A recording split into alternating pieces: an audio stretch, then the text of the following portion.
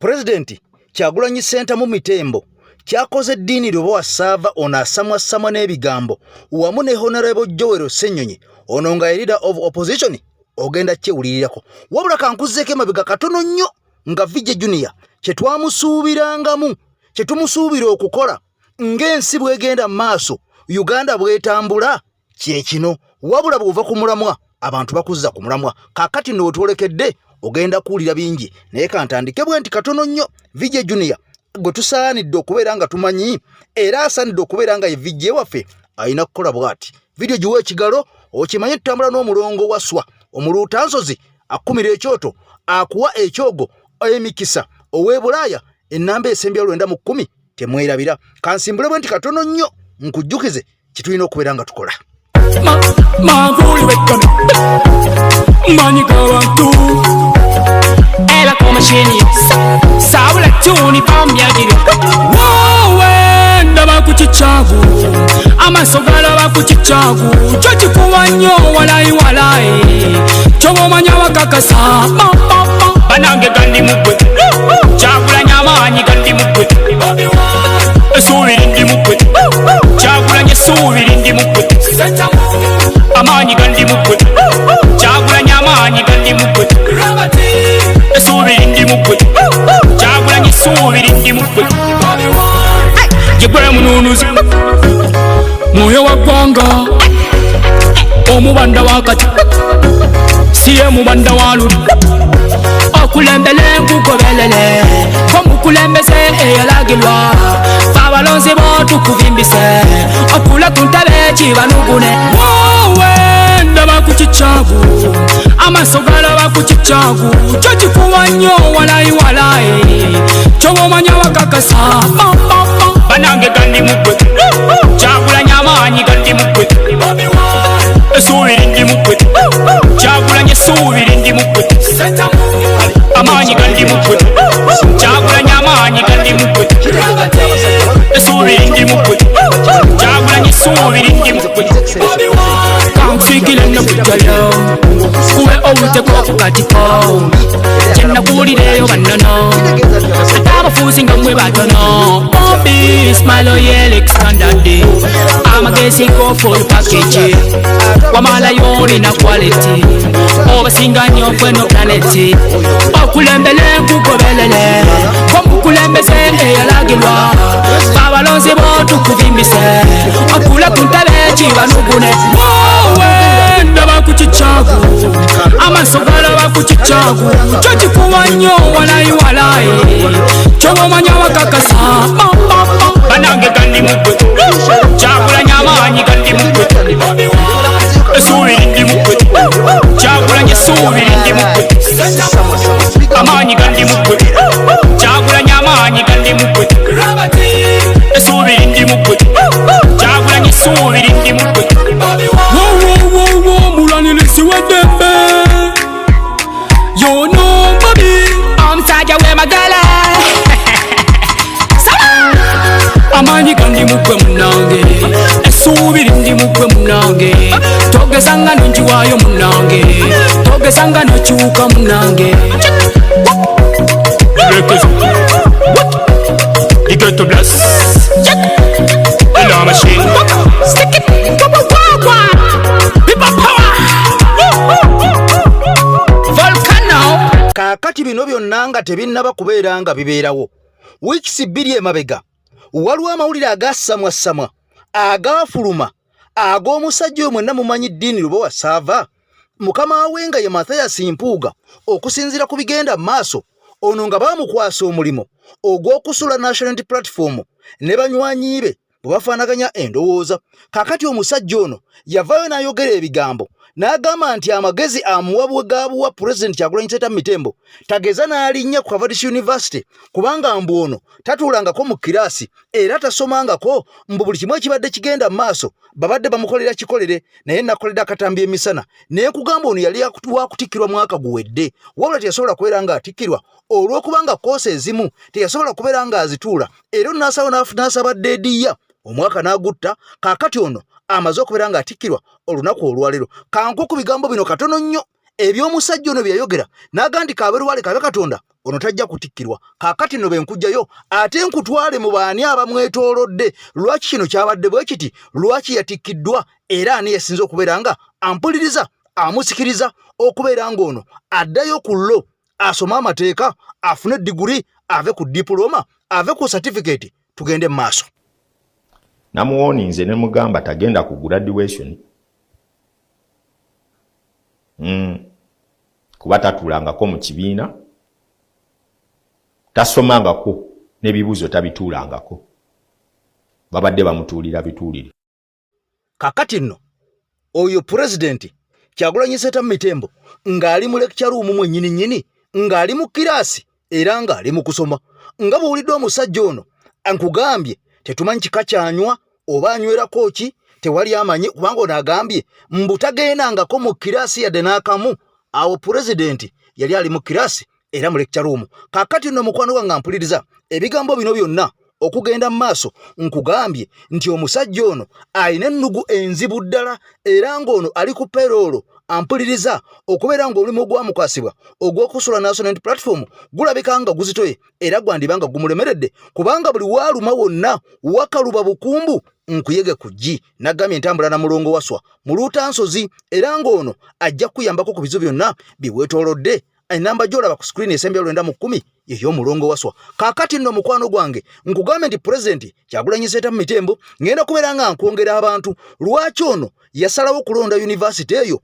mwaba asomera era ono okimanyi nti abadde yasoma Makerere n'afuna ediploma mu music, dance and drama. Kaakati nno teyakoma okwo najja nga afuna certificates ez'enjawulo era ng'ono yagendako ne mu Harvard University mu ggwanga erya America n'akolayo koosi era ono n'avayo ne certificate. Kaakati nno abasajja abamuteekamu kino kyonna abamwetolodde bayivu ba Dr. Zedriga, ba Lewis Rubongoya, ba Honorable Joel Sonyonyi n'abalala bangi balooya aba National Unity Platform betumanyi kossa abantu abalala bayivu abalina amadiguli n'abadiploma abadde balowooza nti omusajja ono mbu teyasoma si muyivu. Kaakati nno njagala owulire ebigambo bino kubanga nagamba ku mukutu gwaffe gwa AKTV Media Uganda tukuleetera ebigambo by'abantu abo ebiva mu kamwa kaabwe n'obyerabirako. Bw'omala obyerabirako n'obyewulirirako kakati mu mbeera eyo nawe n'oteeka ku minzaani n'osengejja n'ojjamu ekituufu. Vidiyo sooka ogimpeera ekigalo nkugambye buli munnayuganda njagala agirabe bw'obanga oli mpya ku mukutu gwaffe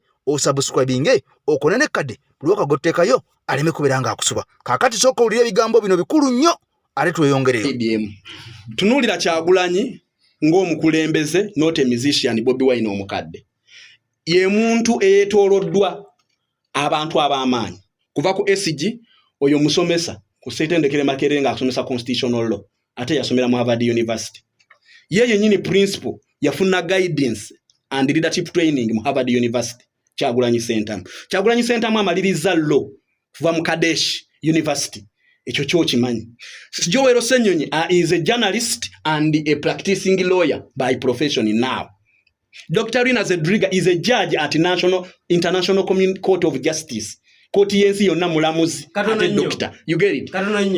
Kakati nno nga bwe nze nga nkugamba enkya n'eggulo nti oyinza okutunuulira abantu n'olowooza nti bali ku level yo n'olowooza nti size yo. Kakati owulidde Dr. Rina Zedriga ono nga ye deputy president ow'omambuka ga Uganda omukyalo oyo mwenna mumumanyi. Nkugambye ono lawyer ate wa international wa kooti ya nsi yonna mulamuzi mulamba mini lawyer mulamba owa kooti ey'ensi yonna. Kati ng'ate Secretary General owa National Unity Platform ono Lekicara mulamba era ng'asomesa Makerere University ku nsonga ze zimu nga president ampuliriza bw'abadde nga asoma. Kyokka ng'ate mu ngeri y'emu yasomera mu Harvard University Lewis Rubongoya. Kakati nno bano bantu abatolodde president Robert Kyagulanyi Ssentamu Mitembo n'abalala bangi nnyo baloya baffe betulina mu National Unity Platform abayivu. Kakati abadde balowooza nti mwami Kyagulanyi wakusiika binyomo y'oli omuyimbi. Kakati musajja muyivu gwe ne bw'onookolete bw'onoyogera ku diploma azirina, bw'oyogera ku certificate azirina, bw'oyogera ku degree azirina. Kakati mpozi PhD oba oliawo zaanayolekera. Kati bw'owulira omuntu yenna mu ggwanga Uganda atamanyi nkyukakyuka, atamanyi bulumi oba bannayuganda bwe bayitamu ku bintu ebigenda mu maaso mu nsi yaabwe ng'okulinnyirya eddembe ly'obuntu, ng'okutulugunyizibwa, ng'okunyigirizibwa, okubeera era nga mu malwaliro togenda kusangayo ddagala era nga bw'onoosangayo eddagala ojja kusasula omusimbi omuyitirivu ng'okuyita mu nguudo envundu ng'okulaba ng'amasannyalaze tegabunanga Uganda yonna ng'obuli bw'enguzi obukenuzi obulabbayi ng'ebbula ly'emirimu nga nabo bagifuna balondemu. Kaakati nno meseji ng'eno nsaba owuliriza akayimba kano, nsaba owuliriza obubaka buno, nsaba owuliriza meseji eno ey'enkyukakyuka. Ampuliriza, tugenda kutambula mpola mpola mpaka gye tunaawunzikira.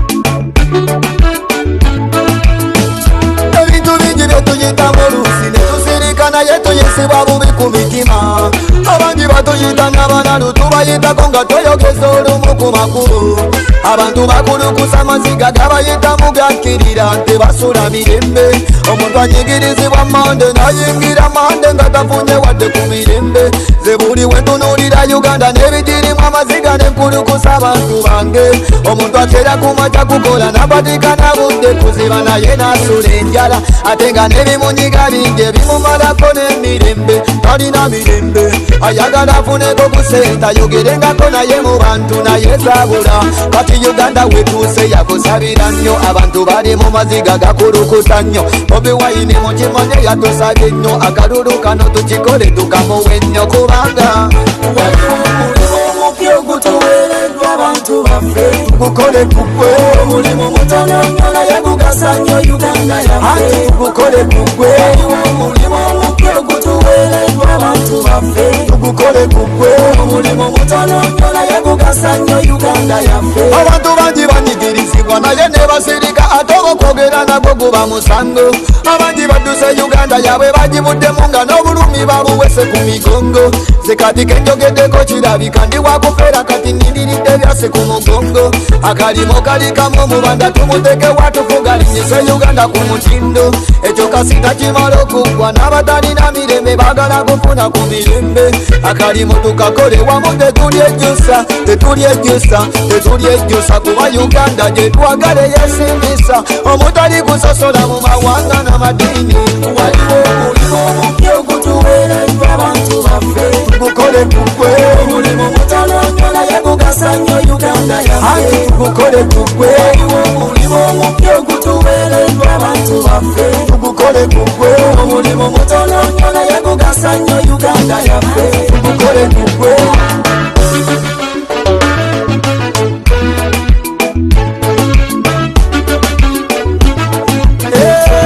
Kati nkubiriza guno mulembe gw'abavubuka tuli bapambanyi tewali kitulema. Abaana ba bodaboda muyisibwa bubi nnyo naye mitima migumu kati nsaba tukolere wamu tukwatire wamu kubanga bwe batunyiga batunyigiriza lumu. Bino ebirundi by'abasajja byabalondemu naye nga lwaki bannayuganda mutusosolamu. Abasejulita abakuuma abantu kirabika bubi nga yemmwe mutta abantu. Kati Mukama yagaba Mukama yagera buli kyalumu na kino ne tukimaliriza. Mukama yagaba Mukama yagera nze bapita lugafayita toloba ati mu Bobi Wine. Waliwo omulimu omupya ogutuweereddwa abantu baffe gukole kugwe omulimu mutono nnyo naye gugasa nnyo Uganda yaffe gukole kugwe. Waliwo omulimu omupya ogutuweereddwa abantu baffe gukole kugwe omulimu mutono nnyo naye gugasa nnyo Uganda yaffe gukole kugwe. Ampuliriza, kakati nno omukutu gwa nkyukakyuka nakugamba we nayina oluyimba nga lwa nkyukakyuka. Kwata oluyimba olwo teeka ku WhatsApp namba egyolabya esembyeyo 189 ya AKTV Management. Oluyimba olwo bwe banaluyita mu abanene ne balaba nga lusanidde okubeera nga tuluzannya tujja kuluzannya ku AKTV Media Uganda. Kakati nno mukwano gwange ampuliriza nkugambye nti ebintu birungi si birungi dini lwe basaava tetumanyi kikyagenda kubeera nga azzaako kubanga olunaku olwaleero tubadde mu kucacyanca tubadde mu kudigida tubadde mu kubinuka amasejjere kubanga pulezidenti waffe kyatuuseko ampuliriza bangi bamugayanga nga bawoza mbu wa ghetto mbu muntu wa wansi. Kakati ono yamala dde okubeera nga atula n'abalangira era kakati abalangira ate be bamwegomba kyokka nga mu mbeera y'emu ng'obubbi obukenuzi obulabbayi obuli bw'enguzi bukyagenda mu maaso mu Uganda bufumbekedde mu nsi yaffe ampuliriza ebigambo birungi si birungi kaakati nga bannaddiini bangi beesuulyeyo ddagwa naggamba okutandikira ku basajja abayisiraamu abakulira eddiini abasajja bakatoliki abakulira eddiini abasajja abalokola abo bo baafa dda ate bo ekiri ewaabwe kiyitirivu nnyo okusanga omulokola avuddeyo n'ayogera ku bibi naddala ebigenda maaso mu gavumenti oyisa n'engalo mu maaso weewuunya abo be batono ennyo abaasigala wabula abasinga obungi bonna baalya dda omusimbi bakompromizingibwa dda n'amadiini amalala mangi nnyo nga bakabona kaakati ebigambo babyogera babisulise batyo okwogera ku mwami Museveni kubanga ono ampuliriza abawa amamotoka banywa naye kacaayi kwegamba yabateeka dda mu nkwawa ze kyayagala kye bakola kakati naffe eggwanga lyaffe oba tiririna ssente abantu bajja kuba bamativu so sikola highway express ey'Entebbe nga lwe luguudo olusinga ebbeeyi mu nsi yonna kyokka nga lulina kilometers 14 naye nga ssente zalukola zikola enguudo 100 mu Uganda muzibbye mbufe tulina oluguudo olusinga okunyirira nga ffe tuwuliriza ebintu olw'okuba nsula Ntebbe nanti nduyitako nga mwalubbirako obuwumbi mutwalo bassebo ne bannyabo bannayuganda tuli bubi naye mutereeze ensi yaffe kubanga ffe tujagala ffe tuli bannansi wabanga bwomanyi nti 10 tebanzaala Tanzania babadde tukyalyawo ne wavaayo omusajja tebanzaala Rwanda atasibazikwera kakati ngono ye buli mugombolola y'ekiyebe ekigenda mu maaso mu muluka ggwanga gw'ekannabulemu ono ayimirira mu ssinzizo mu maaso g'abagoberezi n'agisaba ttula n'akyogera bukiri era ono n'abeera ng'akulaga nkyalumiririrwa nnyo omuntu wa wansi okusinziira ku bigenda mu maaso naddala mu ggwanga Uganda ewaffe enkuba weetonya olutindo nga lukutukako bamaama bo bakutula n'amaati zipu kubanga nga bano okulya baalya so kati oluguudo singa lukole ensi y'e Rwanda yavaayo ng'eyagala tukulira oluguudo kubanga baazika ekasensera abanyarwanda gavumenti ya Uganda weesanga singa Uganda yadda gye tulaga era nga buli omu nange nzire waffe nga waliyo kolansi naye ffe tuyite mu binnya abaana n'abazzukulu nga bonna baayita mu binnya naffe tufe nga tuyita mu binnya ne Honorable Emmanuel Pinto yayita mu binnya ne Kasolo ayita mu binnya nga yazimbye ebintu ebisinga ebyebbeeyi nga ye minisita ave waffe nga nze Kasolo nkuleka kubanga twebongako sisobola gwe mwalo ogusinga obunene mu Uganda okitegedde bulungi Kasensero gwe mwalo ogusinga obunene mu ki mu Uganda teriyo mwalo gugwenkana era gwe mwalo gusinga okuvako ebyennyanja ebingi mu Uganda gwe mwalo gugatta ku ggwanga eddala n'eddala era ewaffe gye tuva ettooke limu ligula emitwalo 5 naye lwa ntambula enkoko egenda mitwalo 10 naye lwa ntambula bassebo ne bannyabo nga tukyaliwo oba mwe abali mu palamenti Kinyamatama ava waffe Kasolo minisita ava waffe Jeffrey Rutaya ava waffe Maria Mutagamba yava waffe Honorable Emmanuel Pinto yava waffe ne Sabakabona w'enzikiza y'obuwangwa n'ennono ava kannabulemu okitegedde bulungi akola eddagala ly'omuddo mu Uganda lye bayita Bukoola ava kannabulemu buli mugagga yenna ali wano nanyini popopo mu Ndeeba ava kannabulemu lwaki tibaagala na kwogera gye bava olw'embeera gye bayitamu kakati maama tofaayo nze mu palamenti saagenda naye bampuliriza okusinga n'ababaka ba palamenti byenjagala bajja bikola kakati nno nga bwe nkunyonyodde nti baasigala batono nnyo abasobola okuvaayo ne balaba ebikyamu ebyo bigenda mu maaso mu nsi yaabwe nga bakabona obanga bannaddiini obanga bakulembeze kababeere ab'ennono ne bavaayo ne boogera ku nsonga nga zino eziruma mu nnansi mwenna mubalaba Katikkiro Charles Peter Mayiga kubanga bwe tuba tuzze ku levo ey'abakatikkiro mu Uganda ba traditional ab'obuwangwa batuyita ab'obuwangwa oba abakulira eby'ennono mu bakatikkiro ab'enjawulo okuli ow'Ettoolo okuli ow'e Busoga okuli owaawa kakati Katikkiro Charles Peter Mayiga bano bonna tujja gamba nti bakatikkiro bano abennono yabasinga eddoboozi eddene era erigenda ewala era yabasinga ne following naye kyannaku nnyo kikuba entukwe era nga kyewunyisa omusajja ono buli lwavaayo okwogera onyeenya omutwe n'okwata ne ku mumwa n'obuuza nti omusajja ono bawa bwaki obwa Katikkiro ne weebuuza nti omusajja ono yasomera ki weebuuza ebigambo bingi nnyo oba ddala ono abeera mu nsi abantu mwe babeera abantu mwe bawangaalira bangi nnyo abagobwa ku ttaka era ng'ettaka eryo lye bagobeddwako ate ng'omusajja ono y'omu ku bakwasaganya ettaka eryo era ng'ettaka lya Ssaabasajja Kabaka oba lya Buganda naye nga Mayiga ono y'omu ku bakuli ettaka lino naye kyannaku nnyo tasobola kubeera ng'avaayo n'abaako kyayogerako eky'amaanyi ennyo oba ekiyinza n'okuyamba yadde okuzzaamu amaanyi abantu ababeera bagobeddwa ku ttaka ate ng'ettaka eryo lya Bwakabaka naye ng'abantu bano baweebwa assurance ne bagamba nti ettaka limuliko lya Ssaabasajja Kabaka temujja kulivaako teryali libagobako naye nga wenjogerera mwalaba mwenna abantu awane Nansana abaagoba ku ttaka akuva ebule n'ebweya bonna ne bafuuka emmomboze mu nsi yaabwe omusajja ontana kyeyavaayo kwogera kirawo kitegerekeka kya muzinzi nnyo yakoonako bikoone yakikola lwannaakola ntya naye nga munnange bigenda mu maaso bingi okuwamba okukudde ejjembe bannayuganda mwenna nga bwe mukimanyi omusajja ono talivaayo yadde okubyogerako yali Ssaabasajja Kabaka onali bwena Mutebe wokubiri eyavaayo n'aga nti abantu abattibwa abaabonyabonyezebwa ogenda kakana nga battiddwa omwaka 2018 ampuliriza ono yabyogera n'aga nti abantu bano beetaaga obwenkanya kakati nno Mayiga bino byonna tabyogerako wabula amanye ekintu kimu kubeera nga alumba President Robert Kyagulanyi Ssentamu Mitembo njagala nkuzeeyo katono nnyo ku bigambo bya President Kyagulanyi Ssentamu Mitembo be yayogerako olunaku lwali lwa Mande nga Comrade Akirewo amaze okubeera nga awambibwa bwe nkujjeeyo nkulaga ebigambo ebirala nkugambye nti ebiwooma biggwa byokya naye tukyagenda mu maaso. Comrade Akirewo bwe bamuwamba ekyasigalawo yali sapule ye yokka. Akirewo mwajja mu Katuliki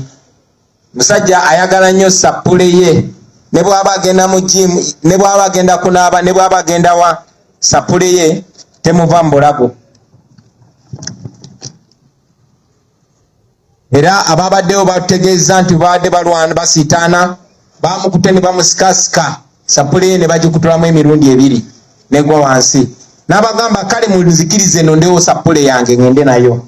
ne bagaana ne bamukubakuba sapule ya Akirewo gye twasigazaawo yokka. Oluvannyuma lw'ennaku 2 bamukomezaawo ewuwe waka. Ababaddewo mukyala we ne baneiba bategeezezza nti mu drone gye bamuleeteddemu bamuleese ng'engoye ze yagendeddemu baziggyeewo. Engoye ze bamukwatiddemu bazimuggyeemu amagye.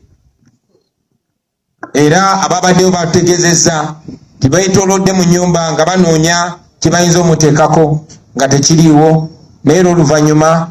ennyota ez'abasirikale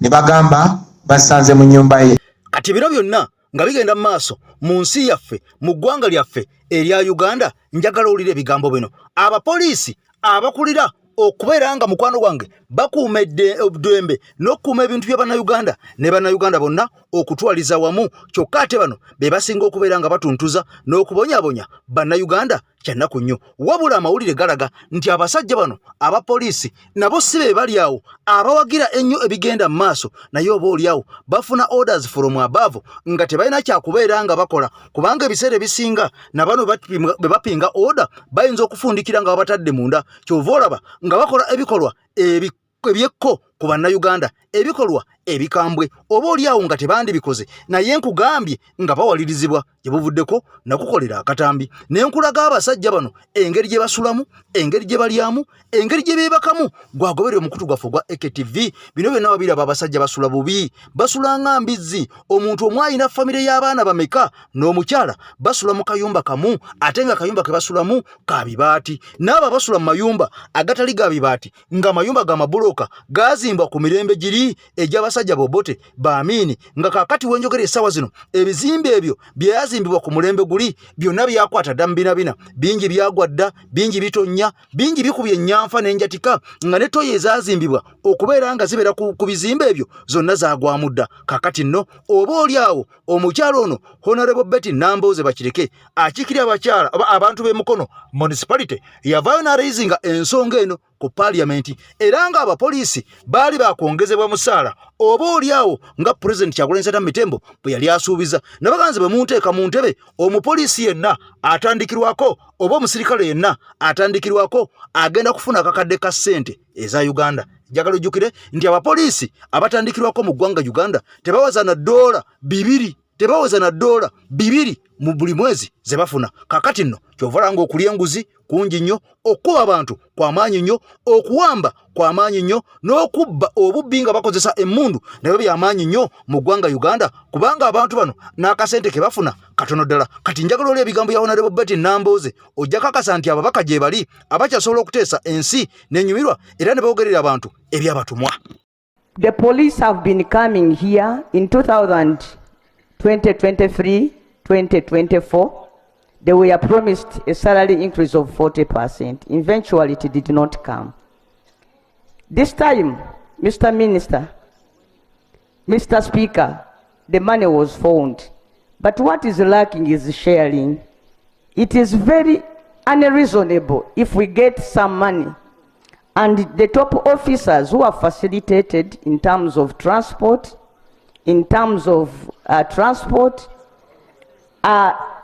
again, out of greed, don't care about the juniors, and they take the money for themselves, Mr. Speaker. What I want to request to Mr. Speaker, sir, is that this parliament asserts itself and say, what did we pass in this house, Mr. Speaker? We go back to what we passed here, and we seek for its implementation. We cannot allow these people to risk the whole country and leave these people to go out with guns without pay. This used to happen during Obote's time, that a person would be given a gun and then told to go and look for his salary. Honorable Betty Nambooze Bakireke, Mukono municipality. Kakati n'ebigambo bino byonna ng'obiwulira bikyagenda mu maaso. Ampuliza njagala okimanyi nti omukyalo ono y'omu ku bantu abaali mu kabondo aka DP Bulooko, wabula nga wenjogerera ono yeeyawula dda ku bantu bano ng'alaba bye bakola tebitwala ggwanga maaso. Baali ne Peter Mayiga, baali ne basajja ba Mathias Mpuuga, baali n'abasajja bamanyiddwa nga Bamuwanga Kivumbi n'abalala bangi. Kaakati omukyalo ono yasalawo naga nti nze njagala nnyo ensi yange era nja kutambulira mu kimu ne President Kyagulanyi Ssentamu Mitembo olw'abantu bannayuganda, olw'abannamukono bye bantuma. Sijja kuva ku mulamu okufuuka kaasa, mundeke ensigale nga nkyali mu bantu, nga nyina ekitiibwa, nga nkyayagala ewa ensi okubeera nga mukwano gwange nalonde bakusaavinga bantu. Kakati nno nga bwe nagambye nti bingi bigenda mu maaso mu ggwanga Uganda era ng'ebimu ku byo byebyo ebyokubeera nga ensimbi ziyitiŋŋana ku mutimbagano, okubeera nga bano basuula loopu omupya Honorable Joel Ssenyonyi. Kyokka nga ebigambo bino okubeera nga bibeerawo ekiviiriddeko Joel Ssenyonyi okubeera nga mukwano gwange yatwala omusajja amanyiddwa nga Dini Lubowa Saava mu kkooti. Kakati nno ebigambo bino byakwata wansi ne waggulu. Lubowa Saava bwe yavaayo naga nti nze bye nayogera nali sibyekakasa. Ebigambo bye nayogera nali sibyekakasa, nayogera bwogezi naye nga sibikakasa. Ono yavaayo mu biwandiiko mwenna mwabiraba bye yawandiika nga addamu okubeera nga yayitibwa. Naga nti nabyogera naye ekyamazima nali mbyogera mu bwogezi nga nsaagasaaga. Kakati nno ebigambo nebeera nga byawanvuwa. Kakati nno bwino ajjidde ddala amaze okubeera nga akakasa nti omusango guno mbu guyinza obutalisalwa. Wuliriza,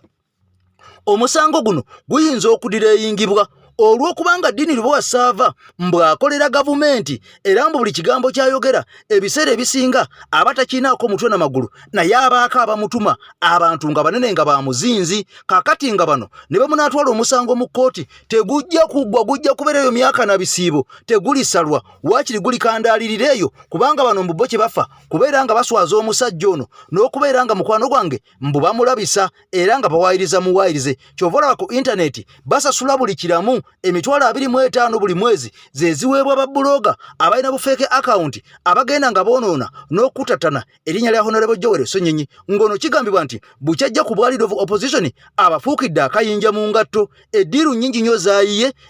sowaani nnyingi nnyo zaalinyeemu emigaati mingi nnyo gy'abanyigidde mu kamwa kakati abantu bano mukwano wange mpuliriza atakulekera tomulekera baasalawo kubeera nga boonoona n'okutatana erinnya lye waakiri naye abantu babeeko bye bamwogerako era mwawulira akatambi ke nakola ng'omusajja eddoboozi kigambibwa mbuli Mathias Mpuuga ng'agamba Diini Lwasaava omulimu gw'okoze mulungi nnyo genda mu maaso nja kwongera okubeera nga ntuma omuntu waffe oli akwongera akasente kubanga omusajja Honorable Joel Ssenyonyi bukyafuuka leader of opposition atufuukidde akayinja mu ngatto kakati njagala olira akatambi kano ebigambo bino obiwulire kubanga bwe nagamba nti biva mu kamwa k'oyo fene tubikuteera wano n'obeera nga obiwulire wabula teweerabira ntambula na mulongo waswa mu Luutansozi ennamba gyolaba 910 yeeyiye ono mukwano gwange ajja kukumira ekyoto ne bw'oba oli bunaayira ng'oli wala embeera ejja kukyukamu mpito w'olugambo mugamba njogera nnyo obusungu bw'olimanya bampuuga abo kye baakola mu Katonda mu ggulu olinyiigira oliva mu by'obufuzi bantemako omutwe bwe baleetanga puruufu Ssenyonyi omusango gwe gumulisi nga bannayuganda munkubanga amayinja ntaddewo okukuba amayinja munkubanga amayinja wonna bwe mwagala omusango gwe gusinga Ssenyonyi munkubanga amayinja mwenna bwe mwagala Mukama atwalanga byennina ebitono n'atwala n'obulamu bwange kuba Ssenyonyi mwesiga talyanga ku nguzi talyanga ali innocent nankugambye amasiga Diini gakola ki geyesiga nti Diini si musiru tolina kyoyinza kukola Diini nti baakolera banene ate be bafuga eggwanga bwogamba nti ekitongole ekiramuzi nti parliament toyina internal affair osobola okukwatako kakati bajja kutambuza Ssenyonyi akowa biveeko Ssenyonyi yalemera nnyo ku mpuuga interest ya Diini bakama bamukozesa Ssenyonyi yakuba nnyo parliament Ssenyonyi yafungudde obuli bw'enguzi obuli mu parliament they have to pay him back yakuba nnyo mpuuga mpuliriza soko zirike Ssenyonyi takubye empuuga yekka Ssenyonyi yakuba mpuuga akubye parliament yonna akubye civil aviation agobeseza omusajja wa Uganda leerwe nkwadde bwino doza badde njogera ng'owuliriza ate njogedde mpola nga siwoggana nti Ssenyonyi emivuyo gy'alinnyeko mu parliament abamulwanyisa ate munnange parliament yonna emulwanyisa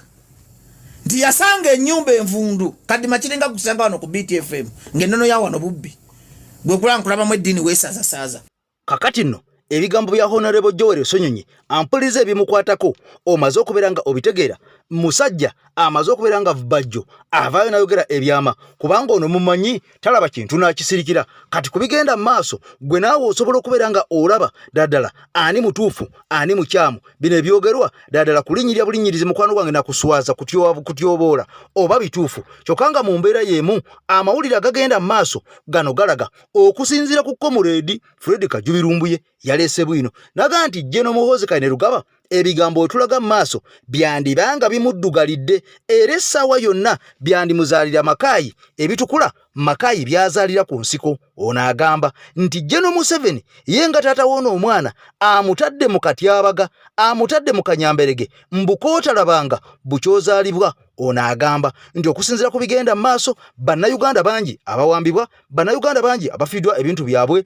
bannayuganda bangi abagobeddwa ku ttaka bannayuganda bangi mulimu n'abafudde kati ng'ono agamba nti General Museveni olw'ebikolwa bye olw'enneeyisa ye kaakati kino kireetedde General Muhoozi okubeera nga talina waagenda kulaga talina waagenda kunywa mazzi era essaawa yonna mbu ono amutadde mu red line oba layini emmyufu eri eyakira ddala n'okusinga enjuba ey'essaawa 7 oba 8 njagala nkuwa akatambi kano ak'omusajja ono nga nnyonnyola ensonga zino kubanga nakunnyonnyola nega nti ebigambo bingi omuntu by'ayinza okubeera nga ayogera naye ate gwe buvaayo n'obeera nga oba oliawo bitangazaamukko ku nsi oyinza okubyogera obulala oba oyinza okubikyusa oba okubikyamya n'owa wrong information kati njagala nkuwa akatambi kano owulire omusajja ono njagala ojjukire nti Fred Kajubirumbuye aleese ebigambo bingi nnyo abantu bangi nga babiwakanya wabula gye bugenda okubeera nga buwunzikira oba gye bikomekereza nga bagamba omusajja yatugamba mwena mujjukira ku Ssaabasajja Kabaka olali mwena Mutebi w'okubiri mu biseera biri ebya COVID yaluga nti omusajja yali mulwadde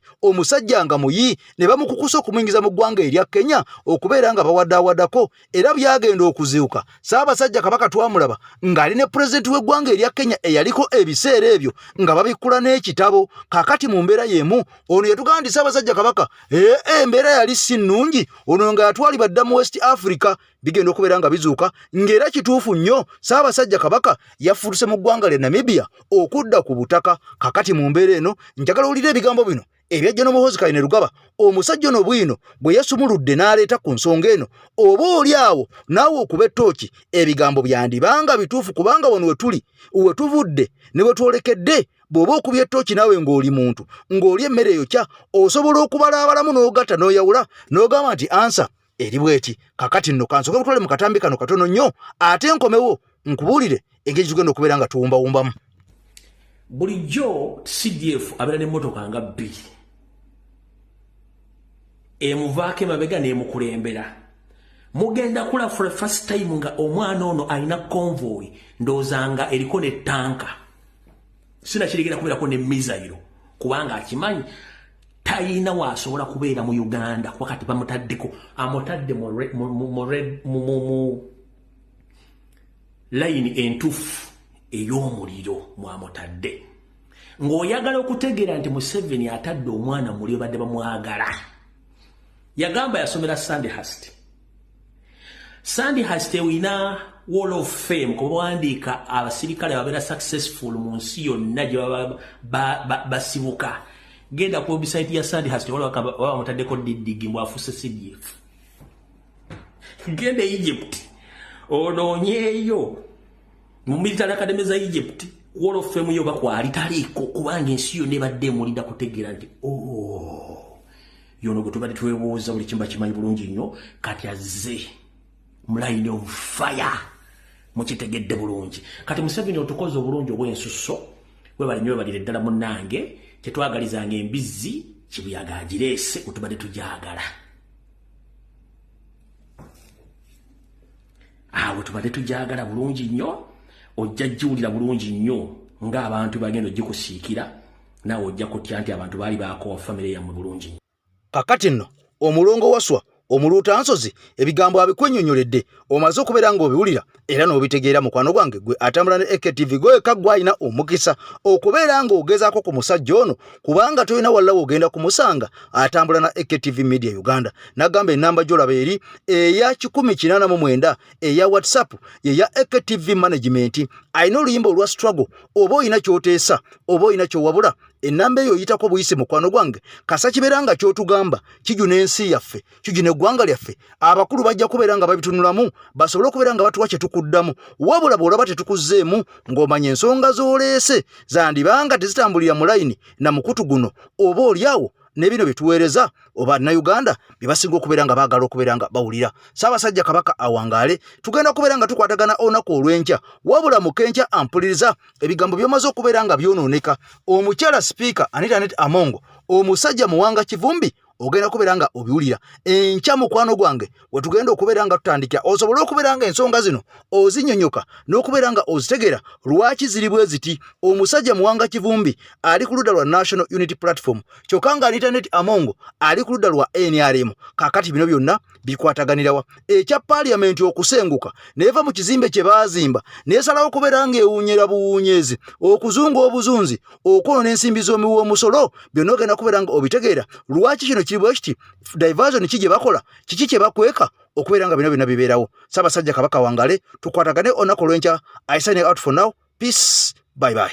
Bigambo bino bituuka eri omuntu yenna ng'ebizibu byakukwatira mu manvu ng'ogezezzaako buli wamu okubyetakkuluzaako wabula n'okootakoota mu gaabwanda. Omulongo waswanga mu luutansozi akusabye okkalire kubanga Zebulembe okukunaazaako amaziga ng'oyota ku byoto bye kafuumuula bibamba. Gwe wenna ng'ogobye ku mpapula ezifuluma eggwanga nga byagaana. Koba ebweru wa Uganda ng'obutuuze bugaanye. Amaka gakulemye, emirimu gitabuse bizinensi ekunyiye. Omulongo waswa mutuufu okukuwonya embeera yambula butuulo ng'agenda kukumira ku byoto. Kuba ku ssimu nooti 7522 28 nooti 910 awo mube butoola n'omuluuta nsozi olwo yalambulula ebikutte entimba n'emigadde wanaakuwunzikira nga weeyagala ng'ebiiri gye bitannaba kugwa kyankooto.